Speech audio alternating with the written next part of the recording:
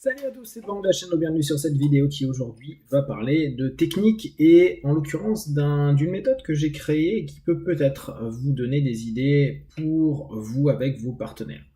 La plupart du temps, j'utilise cette méthode parce que j'ai constaté, je pense que vous avez le même constat, que beaucoup de nos partenaires ont cumulé avec des années au niveau subconscient, donc au niveau émotionnel, au niveau des mémoires à long terme, au niveau même de leurs croyances, un ensemble, un conglomérat hyper fort qui constamment les oppresse au niveau physique, donc dans l'inconscient, et même si on fait un travail sur le subconscient au travers des suggestions et avec le conscient au travers des questions, il arrive souvent que le corps, lui, il continue à garder. Parfois, on arrive à faire switcher parce qu'il y a un pattern qui dérape ou qui déraille, et à ce moment-là, on arrive à sentir que le partenaire, il est en train de se relâcher. Seulement avec certains, parfois des centres mentaux ou parfois des personnes hyper kinesthésiques, hyper centres instinctives, ils gardent tout le temps cette espèce de pression à l'intérieur d'eux. Donc moi je suis parti du postulat que le cri était quelque chose d'assez génial. J'ai pas étudié le cri primal, j'ai lu des trucs dessus, mais je suis pas allé me former du tout. Et néanmoins, je pense que comme beaucoup d'entre nous, on a pu déjà tester que gueuler, ça faisait vraiment du bien. Alors, pour ce faire, je me suis dit, je vais faire crier mes partenaires. Le problème, c'est que je suis dans un studio et que mes voisins, ils ont beau être super sympas. Je pense que si à longueur de temps, mes partenaires gueulent, ça va pas le faire. Ce qui est intéressant, c'est que pour beaucoup, cette pression, cette oppression, ces pensées, ces émotions sont assez intenses.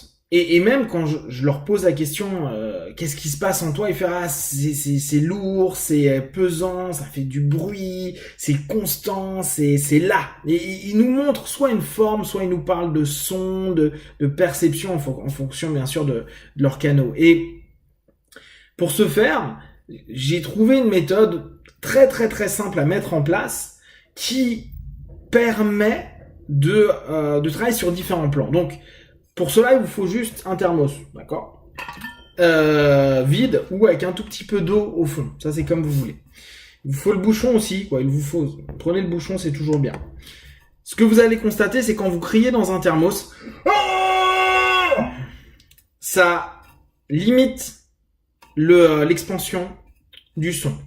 Et en même temps, si vous tenez bien, il y a une vibration qui va se faire. Ce qui va être intéressant, c'est que vous allez donc demander de parler, de décrire l'ensemble des émotions. N'hésitez pas dans la transe à faire monter de plus en plus les émotions, que ce soit de la tristesse, de la colère, de la peur, de la haine, voilà, qu'importe. Et à un moment donné, vous allez lui remettre cette petite jarre magique. Et vous allez lui demander d'aller exprimer tout ce qu'ils ont en criant de toute leur force, mais en restant connecté à cette émotion. Donc, si vous avez l'habitude de travailler beaucoup avec les émotions, ce que moi j'aime beaucoup faire, c'est-à-dire les faire monter énormément, et vu que j'ai un travail assez provocatif, ça va souvent dans des pics assez intenses.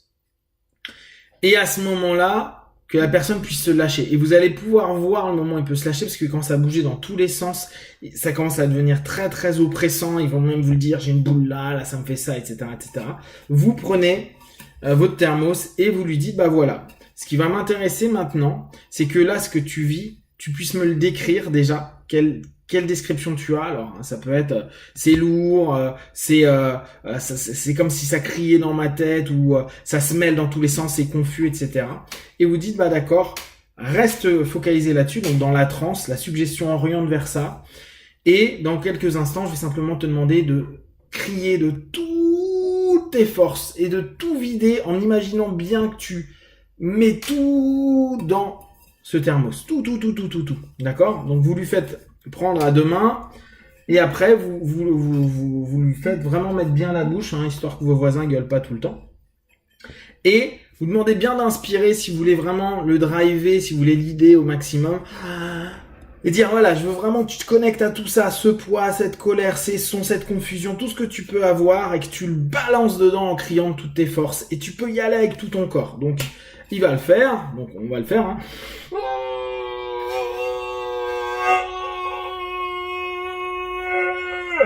Vous lui faites faire.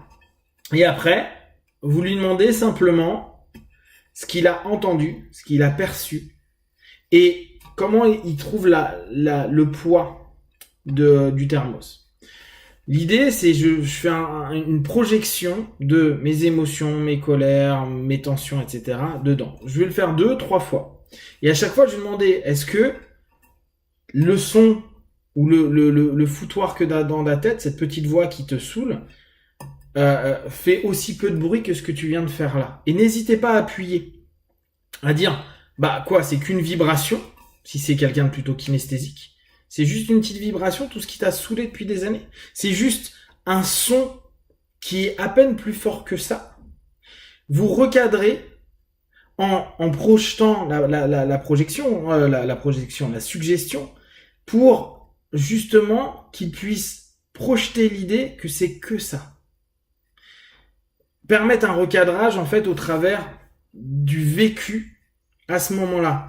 Le poids, les tensions, les sensations, c'est juste ce qui va être vécu au travers de l'expérience projetée dans ce thermos. Et à la fin, une fois qu'il aura fait 2-3 fois en général, vous allez voir le mec va être tout rouge comme vous avez pu me voir il y a quelques instants, un peu out. Dès que la personne, quand vous lui demandez de se reconnecter, dit bah ça va mieux, ou je suis un peu loin, ou je me sens plus en phase. Normal, hein, il a eu une transe d'expression, une transe où il a pu vraiment vider le truc. Ce que vous faites, vous reprenez et vous dites voilà, donc tout ce que tu pensais être lourd, répétitif, difficile, dur, stressant, etc.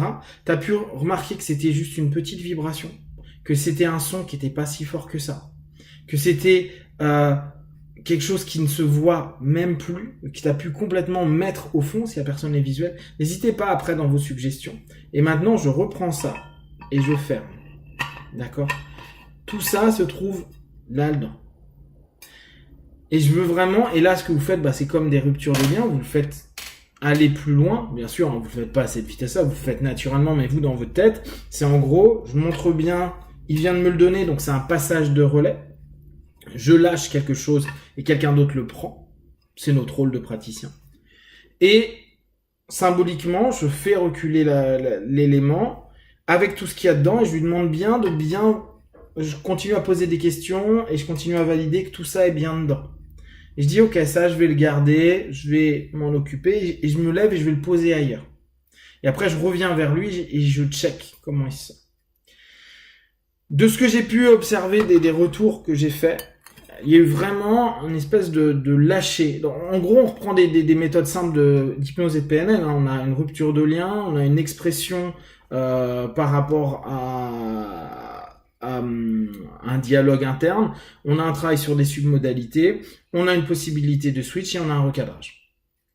Et tout ça avec un vécu, et pas simplement avec la visualisation ou la mentalisation. On a un vécu physique que vous pouvez vraiment appuyer quand la personne va dire c'est marrant, je me sens plus libéré, je me sens plus ceci, cela. Vous continuez avec vos suggestions pour permettre de développer et de continuer à développer ces éléments-là et surtout le ressenti et la perception. Et vous pouvez toujours lui proposer de s'acheter un thermos et quand il en a marre, de gueuler dedans pour laisser aller et après de le passer sous l'eau pour purifier, nettoyer, le mettre au loin, etc. Symboliquement, très simple, très connu, aussi bien en énergétique que dans d'autres domaines d'accompagnement. Donc, voilà la méthode. Il vous faut juste un thermos, il vous faut simplement faire crier, il vous faut après simplement des suggestions, une logique. Pensez vraiment à toute la symbolique et au recadrage que cela permet. C'est simple, facile et les personnes sont assez promptes à faire ça parce que c'est quelque chose de mine de rien d'assez ludique et de très très très très libérateur. Faites-le déjà, vous en tant que praticien, pour voir ce que ça fait quand vous avez plein de choses.